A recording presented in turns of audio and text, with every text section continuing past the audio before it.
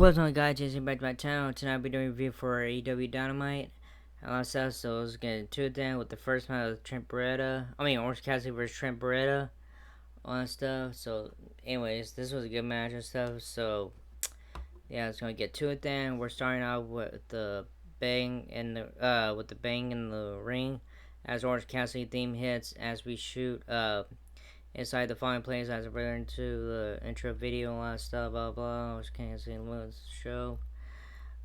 Best friends comes Trent Beretta to a ton of boos from the Monton crowd. The bell sounds and off we go with our opening contest as these two meet in the middle and start slugging it out.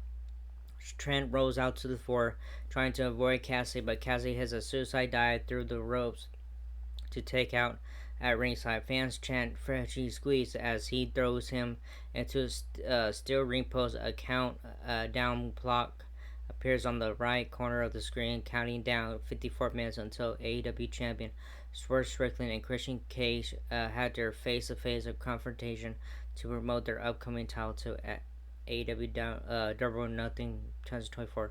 Meanwhile, Trent takes over on the fence and takes it to Cassie at ringside. The two fight back some more, and then Trent tries throwing Cassie over the guardrail only for him to land on his feet and put his hands on in his jeans pockets in trademark fashion. Cassie starts to take back over on the fence, and they fight up through the crowd, heading up to the stairs and bowing out to the aisles right in front of the fans. Cassie hits suplex to Trent on the floor. They battle back to the guardrail, and with Trent standing on top of it, Cassie sweeps his leg, and Trent's back blasts into on the way down. Ouch! Back in the ring, Cassie hits an orange punch for a big pop, but it slows to get up as he begins to.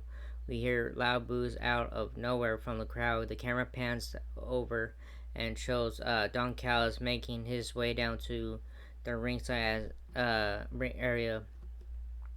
Schiavone reminds us he left with Cassie last week. On that note, which gears into a mid-match commercial break. As our opening content continues, when we return, we see Cassie and Trent trading shots back and forth in the middle of the ring as Callis joins as Calvert and Schiavone on special guest commentary. He talks about seeing potential in Cassie and having a talk with him about business, taking things to the next level. Trent sells into the defensive lead in the match, but Cassie hits a tornado DT out of nowhere to shift the momentum back in his favor. He grabs Trent by the hand and helps him sit up, and then does the wimpy kick routine, which gradually turns into a vicious kick and stomps. Cassie drops down and swarms him with ground and pound. Cassie takes down the elbow pad, but Trent blasts him with the big shot before he can do anything. As the action continues, Trent takes over into a comfortable offensive lead where he hits two back and forth power drivers on Cassie and doesn't seem interested in pinning him as much as he is in hurting him. He backs up and mocks Cassie before charging at him with the running knee strike. He takes a top turnbuckle pad off as the ref checks on Cassie. The ref turns around and catches him. While dealing with that, Cassie takes the turnbuckle off the corner behind him. Trent charges at him and Cassie trips him face first into the exposed steel. He covers him and gets the win. A good opener to kill this one. After the match, Trent attacks Cassie from behind the floor at ringside. Fans chant "asshole" as he hits a jumping power driver on Cassie on the steel steps. He then catapults Cassie face first into the ring frame. Trent grabs a box, but Callis and Chris Statler runs over and stops him from doing anything. Callis leaves with Cassie again. So winner is Orange Cassidy. I need to know what's going on right there. Like, I don't know what's going on with Don Callis and Orange Cassidy. But we need to know what's going on. Anyways, I have a video on here with the Young Bucks. We shoot to earlier video footage that shows the Young Bucks with camera with the camera crew in their car arriving to the building in Jacksonville, Florida, where Tony Khan's offices are located. Due to him not being able to travel, they have an issue with someone who they call a Mark, and then pull up and blatantly park in Khan's spot. They exit the car and we fade away. Alright, we have King Omega's important announcement, all that stuff here. From damn. From there we shoot to view the Elite's attack of King Omega last week, and we then see exclusive footage of the scapegoat Jack Perry addressing Omega after their attack last week. He says they're gonna continue on their mission with how Excalibur hypes K Omega's advertised important announcement coming up next. We head to another commercial break. When we return, we see Omega in a hospital bed in the emergency room where Omega talks about business. He has an AEW EVP to handle. He announces at AEW Double Nothing 2024 2024 there will be an Anarchy in the arena bout with the Elite versus Team AEW. Two names Omega has in his head that for that team are FTR. The other two will reveal themselves to the Elite later tonight, sooner than they might think. Alright, we have a little segment here with Serena Deeb, Tony Storm, all that stuff.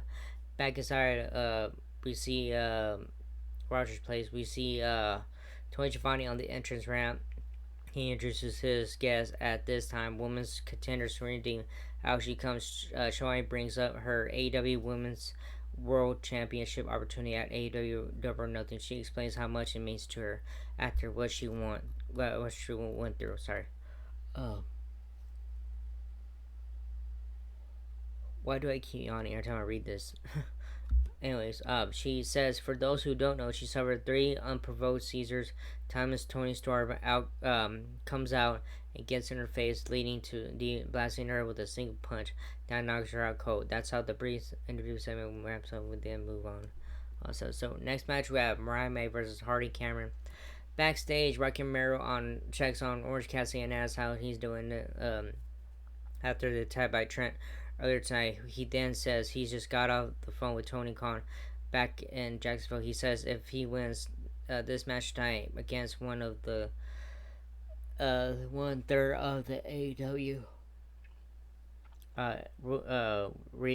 Trios champions Jay White, then he and Cassie and another partner they're choosing will earn a shot at AEW Trios Championship.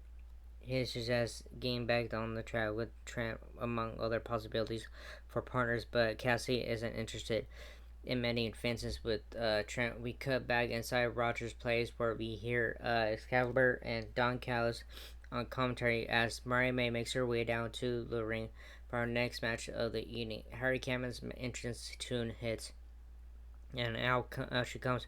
Giovanni rejoins the duo on commentary. The bell sounds, and for this one, blah blah blah, which features Hardy's Dynamite in-ring debut. Soraya is at ringside, tripping away at Hardy. Sells into early offensive lead. May fights back, but Hardy takes over again.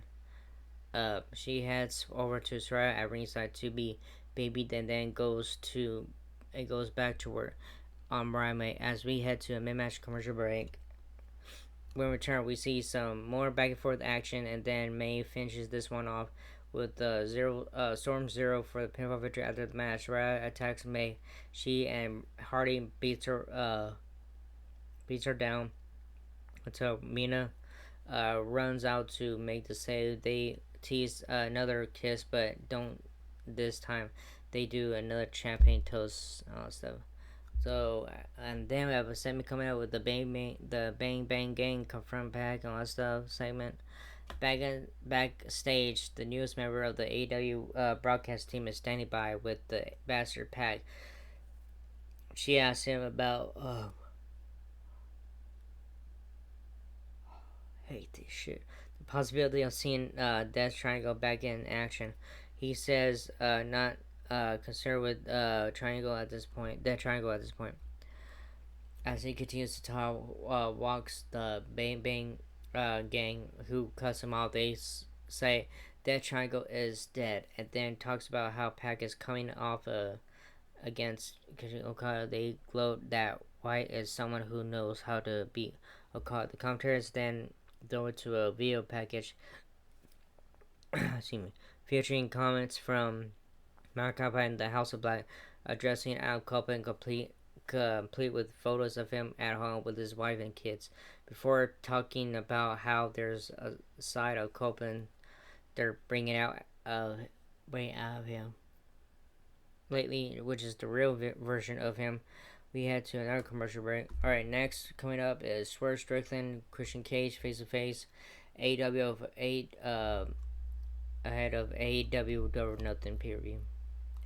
When we return from the break, we see an over the top the Elite are going to change the world video package after wraps up with Young Bucks with headsets on and their feet up at a desk saying, "Whoa!" Saying, "Wow, what a good piece of promotion." Until we then see them get a piece of paper and to informing them that Swerve and Christian face to face is up next. On that note, we turn Rogers plays when we hear the familiar sounds of Strickland's theme music. Out he comes by himself with no Prince Nana. He heads to the ring in a one over giant coat. Damn, with his AEW Championship in his hands, he sells in the ring and immediately gets on the mic. He says he's in foul, pissed off fighting mood. He says, "Here's why." We see footage of Christian's attack on him last week. Schwartz says, "When you become champion, people want a piece of you, figuratively, whatever, and even quite literally referencing Christian chopping off a chunk of his hair after the attack last week. He tells Christian he doesn't want to wait. He tells him to get his scuffed up boots, and his dingy jacket, dumb turtleneck, and his family looking crew, and get out of here. His theme hits out. He comes with the patriarchy by his side. Cage gets he by saying in a couple hours the Canucks are gonna stomp out the Edmonton Oilers. He says, just like he stomped out Swerve last week before tearing out of his dreads. He says he decided he's gonna take something Swerve every week, single week leading up to their match, where he will ultimately take what he wants, which is Swerve's AEW Championship. Uh, Cage threatens another attack, but Swerve says he didn't come alone. The Mongol Bassi comes in. Swerve says he left for Christian to get in the ring right now so he can beat his ass. And Kendrick Lamar is doing the Drake. He flat out dares comes to in the ring, takes something from him. Swerve says Christian always says I quit when he's in position. Out nowhere, we see Brian Cage attack Swerve from behind. The rest of Mongol Bassi join in on the attack, and all three beat down the AEW champion and their former leader. Cage is shown smiling at ringside. A ton of referees run down, and the Mongol Bassi run them off. The Cage presses Swerve and launches him over the top rope, over the top and over the floor. Damn. They clear out the commentary desk and bring over the in-ring steps in front of. They hit a two-man double powerbomb off the top rope, off the top of the ring steps to put Swerve the commentary desk, which explodes into 1,000 pieces. Picks Cage's theme music hits, and he and patriarchy God damn. Sorry, guys. Patriarchy heads to the back as the former Mongol embassy members and stand over Swerve in the pile of rubble at ringside. Backstage, we see the Young Bucks applying and calling that a nice piece of business. Comes Christian Cage and the patriarchy, who thinks the Young Bucks. They say this is the start of a very fruitful business relationship. The Young Bucks talk to themselves, questioning what is just a Swerve will be considered a bitch move. Um, damn, the way Swerve referred to the elite of Tony Khan. All right, next match is Jerry versus Rocky Mero. All stuff. Let's see something real quick. All right, we're getting close to finish, guys. So, anyway, just let you know. All right, so it's Jay White versus Rocky Romero.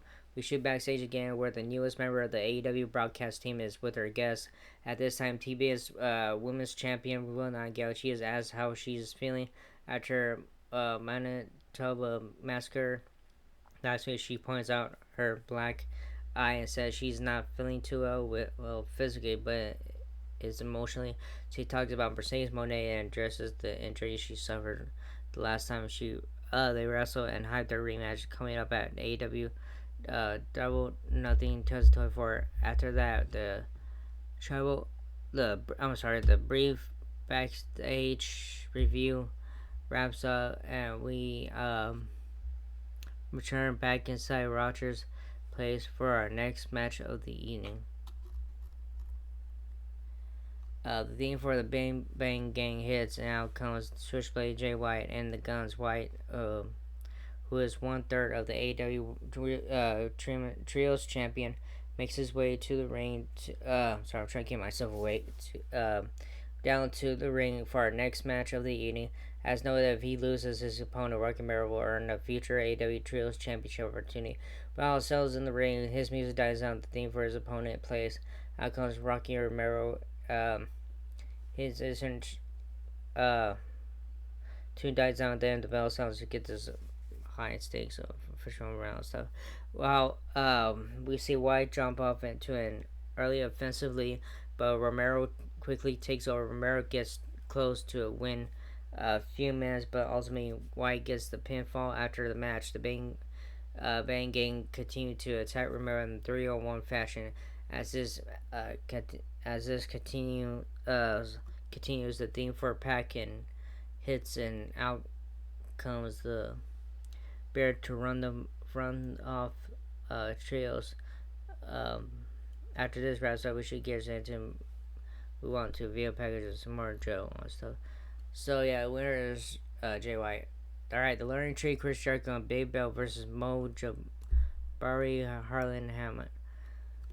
Abbott. I'm sorry. Once the Smojo video package wraps up, we head to another commercial break when turning near the familiar sounds of Chris Jericho's new theme music hits. Out comes the Learning Tree. Chris Jericho and the first people to sit under that said tree said tree Big Bell the FTW and one half of the former AEW Women's World Champion are in action in the match of the evening. The newly found duo still in the square circle for scheduled tag action. Already in the ring are their opponents. The most local enhancement sounding local enhancement duo and local enhancement town. Mo Jabari and Harlem Alba, the bell sounds and off we go. Bill and Dragari kick things off for their respective teams. Bill dominates straight out of the gate. Alba tags in and actually gets a pretty big pop, but Big Bill quickly starts beating him and Jabari down in 2-on-1 fashion by himself. Jericho tags in the 2-bit son of sorry, hold on, I messed up. My super positivity of the Taken as the Taken tree. Yeah, it's very cringe. Anyways, he purposely, mistakenly called the cavalry instead of Alberta, prompting loud boos and said, "You fucked up." Chance from the crowd, Jericho says it was an honest mistake. He says the good thing about mistakes are that you learn from them. Just like the learning tree he talks about. Sorry, where am I at? Talks about his new for the world championship, and then things been built.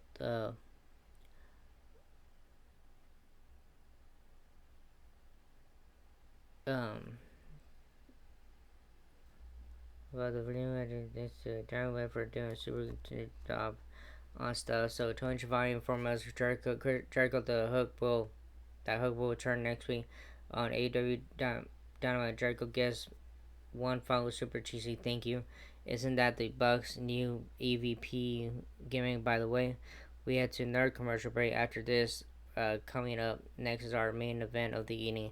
A no DQ match for the TNT Championship between Al Copen and Brody King. So winners are the Learning Tree, Chris Jericho, and Big Bill. Alright, so after this match is over, there was an overtime thing, all that stuff. So, anyways, let's go get to it then. After the opening show past Kobe's and even started this week's show with the cold open and live package. Maybe the Real Superstar emerges to close out this week's show with our no disqualification TNT Championship main event of the evening. He sells inside side the ring and lets go in the Rogers plays out go out. The theme for Broken King hits and Firepower exposed as the big man from the House of Black emerges and slowly makes his way down to the ring. The lights go out halfway down the ramp, and we see the glow from a spotlight, um, and cell phone lights in the sky, and the crowd. King sails inside the square circle, and his entrance tune wraps up. The bell sounds, and off we go. King and Copeland lock up, and Brody King slide headlock on the champ. He squeezes down on it as Copeland stomps on the feet of his larger opponent, free himself and his ropes. Um, Runs down to a big clothesline from the House of Black. Remember, the two hook lock up, and this time Copeland slaps on the side headlock. King about choose Copeland at ringside. You know, uh, to top rolls and the bell sounds professional with on mat stuff. Alright. He looks for a power driver on Powerbomb, but Copeland gets away from him and backs into the ropes. He looks up at him nervously as King smirks back at him. Um, sorry. Gets the Copeland from behind. Nervously smirks into a group. Sorry. Okay, this is where I'm at. He looks for a power driver or powerbomb, but Copeland gets away from him. But he looks up at him nervously as King sparks back at him. King goes back to her on Copeland, again enjoying a carnival early offensively. As we shoot gears into a commercial break as our fun match of the evening continues. We return from the break. We see the two brawling at ringside. King charges at Copeland, but Copeland moves and King crouches, burns into the barricade with a ton of momentum, hurting both of his knees in the process. Copeland grabs the chair and blasts King with it over and over again as the crowd and Monton comes to life. The two fight on the skate comes to life on the apron, and Copeland draws a kick face first on the solo chair and all this stuff. So, anyways, back inside the ring, we see Copeland with a chair that he blasts King and with again. The chair gets which into a corner. He gets a hold of a pipe or a crossbar. As the skylar refers to it, we see King covered in blood, which is free flowing from his face. Now King, his desperation clothesline levels Copeland as King continues to spill blood all over the ring. Out he comes to life. Um, into comes back to life as we enter mid-match commercial break. Sorry, I had to read that again. Um, as we turn, we see King on the apron, ringside of the ring rails, barely hanging on as Copeland tries to knock him down through a table set up below. King, still completely covered in blood, avoids a knockoff and fights back into the ring. Both guys brawl and each laid out. They both down and recovering as ringside out and loud "This is awesome" chant. As Kyra plugs plenty of action, it's still to come to. It's 9:55 EST, which is where I was at. It was 8:55. So, anyways, here we go. And that we still have the conclusion of the Dynamite. We hear from the Young Bucks, Jeff Petty plus Mercedes Monet.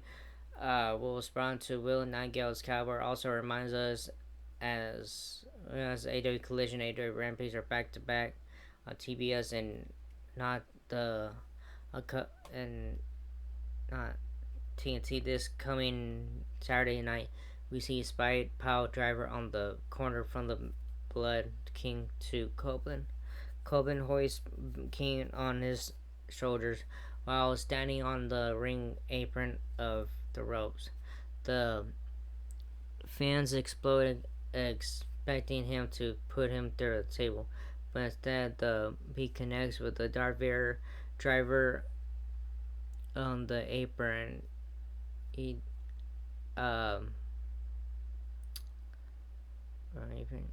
from the King ring. Sorry, it says Blake King to Copeland. I said King ring. What the hell? Copeland hoists King up on his shoulders while standing on the apron outside of the ring ropes. The fans explode, expecting him to put him to the table, but Say connects with the Death Valley driver on the hard part of the ring apron. Fans chant, "Holy shit! Holy shit!" Copeland hits his spear on the King through the ropes to put him through table. Same as did to Mick Foley at WrestleMania. Myers the Fire, Copeland says, gets to him. After the match wraps up, King immediately attacks Copeland with the clubbing lariat. He goes to work on him with good hunt pound, which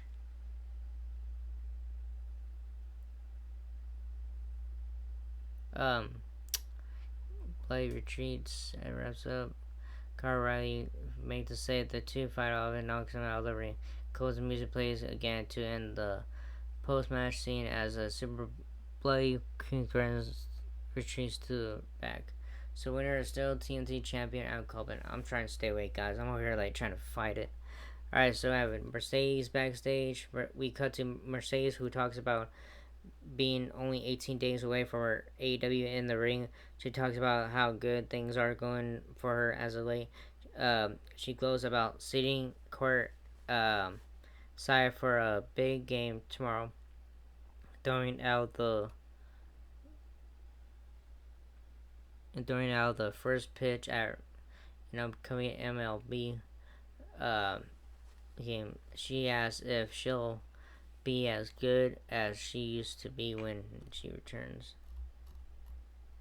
She says she's that bitch, so damn right she is. Anyways, she takes the credit for Will Nightingale's success and then vows to take her title and wipe the stupid smile off her face. She tells her to enjoy her reign because at W or Nothing, Monet charges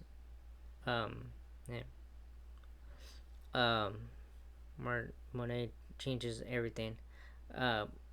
Monet, Carl O'Reilly challenges Al Coben for AW collision. We shoot to Lexi Nair, who is standing by with Al Coben and Kyle O'Reilly. She's bringing O'Reilly, having Coben's back with Barry King. Coben takes him. O'Reilly asks for a favor. He says this Sunday, AW collision, and his Coben TNT tells him he's on. Alright, the league comes out and all stuff, so here we go. We're almost finished with this, guys, finally. Back inside Rogers plays at few minutes past the 10 o'clock hour. We see the Young Bucks emerge with Kenny Okada and Jack Perry. They saw the show doesn't shit, where man Buzz and kind of stuff. So Ken Omega and Tales from the Best. Both machines get well soon. The Young Bucks from address AW Tony Khan. They said that they only want to make AW's place a better place. The AW the address Tony Khan. They want to make her way better place. They talk about having no choose but to handle con so most of the only thing made W as a place. They say talk about having the choice but the delivery on and one Y con driver. He brings up Tony Khan.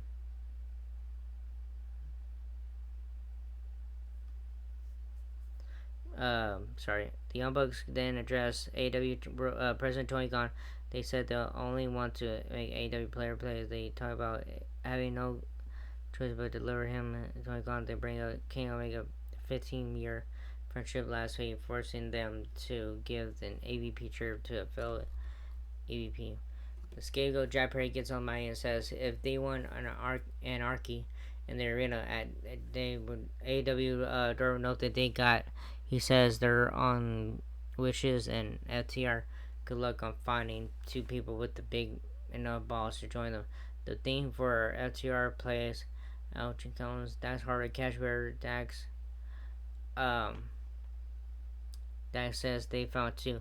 And Kingston's theme hits and plays the crowd pop. Brian Danielson's theme hits.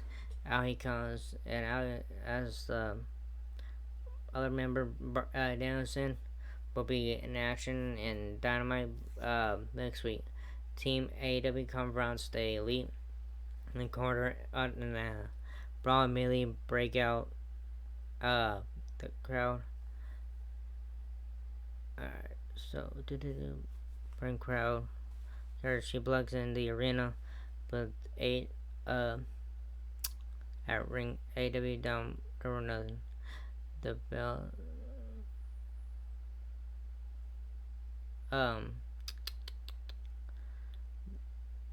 so there's on mic. Also thanks for in case the team has and Brown Brandes and team icons the other member dancer will be in action dominant stuff. They lead in the ring and Brawl immediately break out. The crowd goes wild. All 8-man brawl all over the place. Excalibur plugs Anarchy in the ring arena, which these 8 men at AW don't know nothing. That's how this week's showing off all that stuff. So yeah, it was a good show tonight, all that stuff. So I was trying to fight the sleepiness and all stuff, but it's not my fault. So it's just heat. Sorry guys, this heat is driving me nuts. All that shit. So anyways, hope you enjoy this video. If not, like, subscribe, favorite, and all that stuff. If not, hit that bell button. But whatever you don't, I don't care. Anyways, that was it. And I'll see you all in the next video. Laters.